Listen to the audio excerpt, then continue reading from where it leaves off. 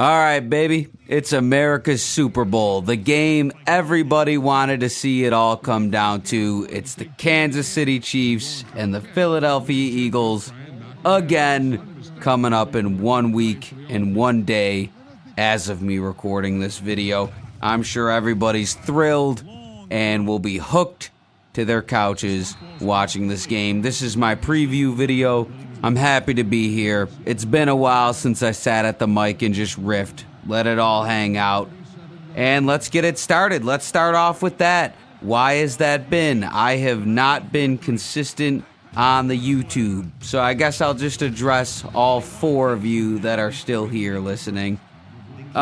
Basically, look, Basically, it comes down to that I just wasn't having fun making Miami Dolphins content this year. Truth be told, I love making videos. I like making sports videos. I like talking. But I was honing in too much on one singular team. That's what I built the channel off of. That's how I got 700 and some subscribers. And I don't do it for the views. So, of course, I couldn't just sit there and keep doing it for the views. Listen. A couple years back, Mike McDaniel comes in, Tyreek Hill comes in. I'm only going to talk about the Dolphins briefly, by the way. But I started making these videos, found some success. But this year, listen, I got 2 kids, life moves fast, I'm getting older, and I'm still a Dolphins fan, don't get me wrong. But I look up to guys like Rich Eisen, right? He's a Jets fan, but he still talks about the rest of the league unbiasedly, and that's what I like to do. That's what I want to do. So I think going forward, still gonna do like post-game videos for the Miami Dolphins separately, but I don't want it all to be about one team. So for those of you that have been here for a while, sorry to say, but if it wasn't apparent, I really just wasn't having fun this season. I didn't make preview videos, and a lot of that just has to do with the fact that I didn't care. I'm too old. All right, I got 2 kids running around. Well, one isn't even old enough to run, but 2 kids, life moves fast. All right, and just I couldn't bring myself to care. So that's that. All right, but we're here. We're talking about 2 teams that aren't the disappointment of the Miami Dolphins. We're talking 2 teams that battled all the way to the end without the aid of the referees, of course. I'm absolutely certain, no matter what way this game goes, everyone is going to be calm and collected and not question the validity of the result based on the referees. And that includes the people of Western New York and Buffalo who are proclaiming that they'll be boycotting the Super Bowl because it's rigged. For the Kansas City Chiefs, of course, as you may know, the Kansas City Chiefs beat the Bills in the AFC Championship game, and that really ruffled some feathers. There were a couple calls that I think people thought were the reason that this game was rigged. One being the Xavier Worthy catch, which in my opinion was the right call, and another one being Josh Allen being stopped on the tush push, which again, they called it short on the field. All right, I get it. No one wants to see the Chiefs win every year until the end of time, and right now it seems like that. All right, we've all got Chiefs fever. But is it rigged? I mean, let's think about what it would take to rig this thing. For one, there's so many people involved, and there'd have to be so much money going around and people just buttoning their lips that it would be insane. Second of all, we know the refs don't get paid enough. If there is any validity here, I will say sports gambling very well may be bleeding into the referees a little bit. But is that them trying to carry the Chiefs to the Super Bowl? Don't get me wrong. I'm sure Roger Goodell is thrilled. I mean, you got Travis Kelce, the Pfizer needle sticking out of his arms as he runs onto the field. You got Taylor Swift in the press box. You got Jason Kelce still there. Those guys are going to be billionaires coming up soon. But at the end of the day, I don't think that guarantees a result because some people think it's like the WWE where it's all fabricated.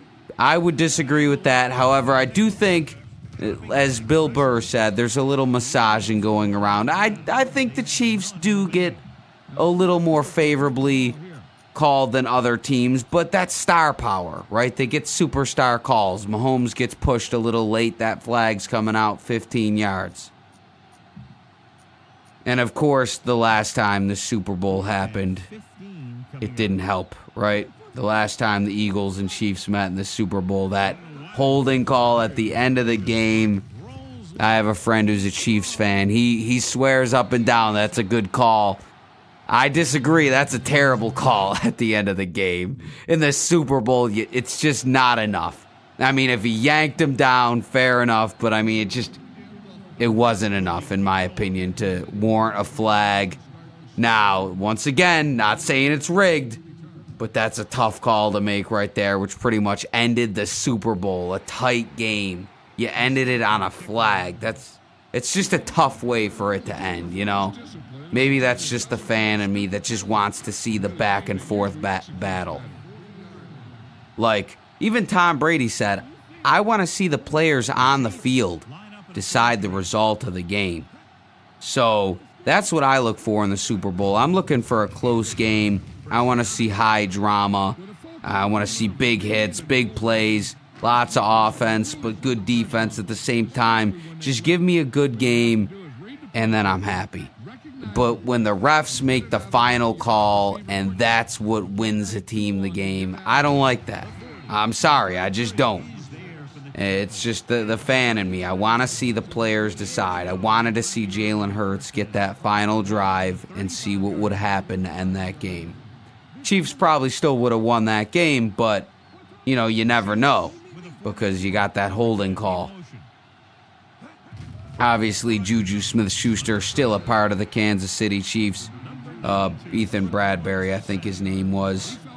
I'm pretty sure he's retired at this point. So that won't be a part of the rematch. Obviously, the Western New York boycotters won't have to worry about that. I'm certain. I'm certain you guys are telling the truth. You will not be watching the Super Bowl, not even a little bit. Not even checking your phone to check the score, see what's going on. Maybe scrolling the Twitter timeline a little bit. Oh, what's going on? Oh, you see a big play highlight. Oh, all of a sudden you're rushing to your TV. You're turning it on. Oh, now you're hooked again. I mean, the NFL is too good. All right, you motherfuckers ain't boycotting shit. You're a fucking liar. Remember in, what was it, 2016 when there was that kneeling stuff going on? And then the NFL put end racism in the end zones as if that was going to end racism. I mean, that's awful. That's almost, you know, I'm not going to get into that. But lots of people said they were going to boycott the NFL at that point. Those people are back. All right, a lot of those people. I'm not saying everyone, but a lot of those people, they're back. They're watching the NFL again. Obviously, end racism in the end zones. Oh, I'm a terrible person. But come on, you gotta see the comedy in that. I mean, come on. End racism. Stop hate.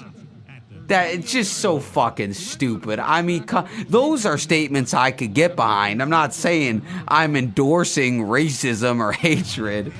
But I mean, come on. Putting it in the back of the end zone as if that's fucking doing anything for anybody is insane. Like, who are they fooling? Who are they fooling? Probably a lot of people, honestly. Not me. All right, I know the NFL isn't trying to end racism or stop hate or anything, but they'll say whatever just to get you fucking morons sitting on your couches and eating your chips and watching your football.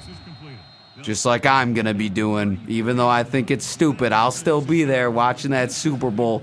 Chicken wing sauce dripping all over my beard. I'm scooping it up with my fingers. And then I'm going to dip my fingers in the blue cheese and then eat them. I've lost my mind. All right. Anyway, in the midst of all this, there's going to be a halftime show. Some people just watch it for the halftime show. This year, we got Kendrick Lamar on the halftime show. I'm not a fan of it. I won't lie to you. Whatever your opinion is on music, I like rap music. I'm not one of those Caucasians that hate rap music. It's just Kendrick Lamar and the halftime show. It's just he doesn't make fun music. And I know his last record was a lot of more turn up shit, but it was fucking ass, all right? I'm sorry. I'm just going to say it how it is. The music was ass. No one's listening to it.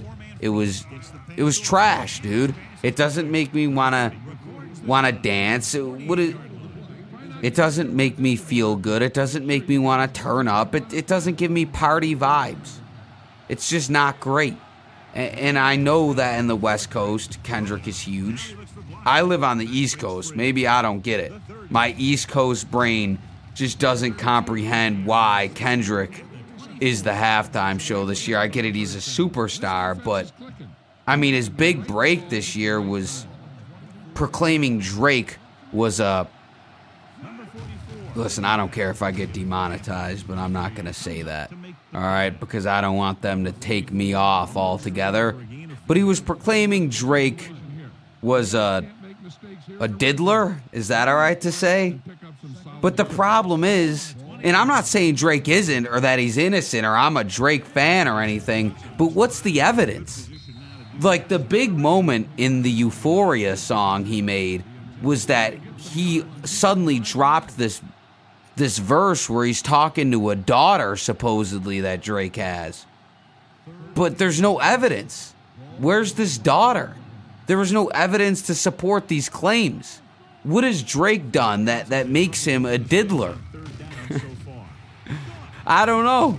I mean, if there is something, please point it out in the comments. I'm not a big pop culture guy, but I would assume that if Drake did do some of the things that Kendrick suggests that he did, that made this Not Like Us song go super viral, then please let me know in the comments, and I will retract my statements in the comments. But the way I see it right now, I mean, come on. You're just lying. I know Kendrick, he's got a cult following, so I'm going to stop talking about it before I upset people, but that's just my opinion on it, all right? And I'm not saying he's a bad rapper. He's got all the bars and cars, and he's a star, but it is what it is.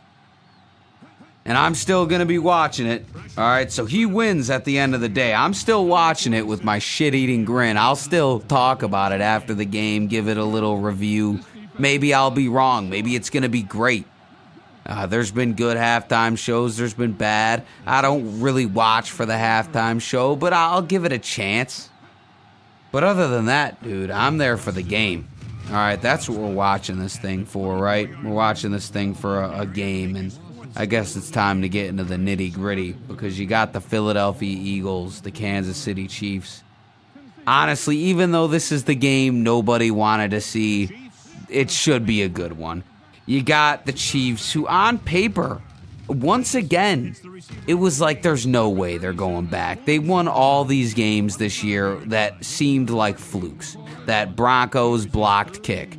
That Raiders, like, weird penalty fumble situation. So many games this year where the Chiefs looked like they were going to lose. They won at the very end. Even the Ravens in week 1, you just didn't think there was a way they could make it back, right? They just didn't have the talent, just like I thought last year. But they figure it out. They're the best coach team in football. They're just like the Patriots. What they do is they run the clock. They play your little game. They let you hang around. And if in the fourth quarter you got a tight game, they've been there so many times. Their heart ain't fluttering like yours is, and they could just calmly still run their offense and make their plays. So shout out to the Chiefs once again, proving me wrong. They're back in the Super Bowl. Andy Reid, snotsickles, not tripping off his mustache this time. They had to get through the Houston Texans after not playing for 3 weeks. The starters not playing for 3 weeks. And I thought that might be a game where they're vulnerable, right? But they come out firing right away. They're up 10-0 immediately. They run over the Texans. It's not even close. Back to the AFC Championship. I thought if they were going to lose to a team, it'd have been the Ravens. But of course, the Bills beat the Ravens, and now they face Josh Allen again and the Buffalo Bills, and that Bills defense just couldn't stop them. Couldn't stop him. Mahomes had his way all game. Best quarterback in football. Proves it again. They defeat the Buffalo Bills in a close one. They're back in the Super Bowl. On the Philadelphia Eagles side of things, they had a very quiet, great season. Not a lot of people were talking about the Eagles, but Saquon Barkley, he had a great season and had a great postseason up to this point. So I'm expecting him to be a big part of this game. They played the Packers in the first round of the wild card. Cold game. Honestly, it wasn't really even that close. They got them by, 10, 15 points. The scoreboard made it look a little closer, but the Eagles had control from the very beginning. And then in the divisional round, they had adversity. They played the Rams. The Rams played them real tight. And then at the end, the Eagles, they had it won. But then the Rams had that final drive where they almost stole that thing from the Eagles. And we wouldn't even be here right now. Who knows who the Chiefs will be playing? Probably the Rams, honestly. But, the Eagles find a way. They get it done. And then they take on the Commanders in the NFC Championship game. And they put belt to ass in that one. They won 55-23. It wasn't even close. And obviously, the Commanders, to me, are one of those teams that, I don't want to say it was a fluke that they made it that far, but, the NFL, unlike the NHL and NBA, it's just one game. It's not a best of 7 or anything like that. So sometimes, teams get, I don't want to say lucky, because you earn everything you get, right? That's life. But you get what I'm saying. The Jaguars were in the AFC Championship a couple years ago. Sometimes the team that's not the most talented will make it further than maybe they should. I think that's what happened there. Jayden Daniels, great quarterback, but that's just my opinion on it. So that leaves us with the Eagles and Chiefs. Even though the game nobody wanted to see, I think it's probably the best game that could have happened. Maybe Eagles-Bills would have been entertaining too, but this should be a good one. I think it's 50-50. I am going to make a prediction, but here's the thing. This is the plight of the NFL. On one side, you got the Kansas City Chiefs. Well coached. They don't really have that star power. Obviously, you got Mahomes. You got an aging DeAndre Hopkins. But you got that coaching staff. That coaching staff that has constantly been able to make something out of nothing. When guys go down with injuries, the next guy comes in and plays starter-level football. I mean, that offensive line couldn't block a feather for a while this season, but then they figure it out. That's coaching right there. That's great coaching. And then on the defensive side of the ball, they're hard-hitting, they're opportunistic. They make you earn every inch. That Spagnuolo defense, those disguised blitzes, kind of like a Brian Flores sort of, lots of heavy pressure. You never know where it's coming, when it's coming. That defense is something scary as well. But on the other side of the ball, you got the Eagles. You got Jalen Hurts. You got Saquon Barkley. You got Devontae Smith. You got Darius Slay, C.J. Gardner-Johnson, A.J. Brown. All of these good players. All of these great players. They're a team that's loaded up. I don't really like their coach just because he kind of seems like a dick. But obviously, he's doing something right. Right? He might be a dick. He might seem like kind of an asshole, but being Mr. Nice all the time doesn't win football games. So they are where they are for a reason. They're not as well coached as the Chiefs, but they're in the Super Bowl and they deserve to be. They made it through that NFC. So, where does that leave us, man? I think we got ourselves a close game. Obviously, I have to make a prediction here, right? I think that at some point in this game, Saquon Barkley is going to break a 50, 60-yard long touchdown. And, well, that's not going to be the game winner. I think that's going to be a difference maker because I think the Chiefs defense is going to have a lot of success. But I also think the Eagles will have some big plays. A.J. Brown, a jump ball here or there. Maybe Devontae Adams gets a long, or Devontae Smith, Jesus Christ, gets a long catch. And given that, I think the Eagles are going to win this one 28-27. I know the history of the NFL tells us the Chiefs are going to win this game. The more battle-tested, the more raunchy, hard-hitting, old-school, same-time, modern team, they should be able to win this football game. But I think we're in a fluke year this year. The Chiefs are more than due for a loss. However, it is possible that if the Chiefs are losing at the end of the game, the refs are all going to come on the field throwing flags. Nah, I'm playing. Oh, I'm playing. I don't know what's going to happen. It's honestly 50-50, but my final prediction is Eagles 28-27. And I'll be here to review it after it happens. It should be fun, you know? So hopefully you and your friends or family, whatever you're doing for the Super Bowl, have a good time. Have a few drinks. Eat something good, you know? And then we'll talk about it after if you'd be so kind to join me on this channel. But other than that, we'll see what happens. That's it. That's it. With the pass, caught by the fullback on the left side. Defended perfectly, and that'll bring up 3rd and goal. Look to your outside guy.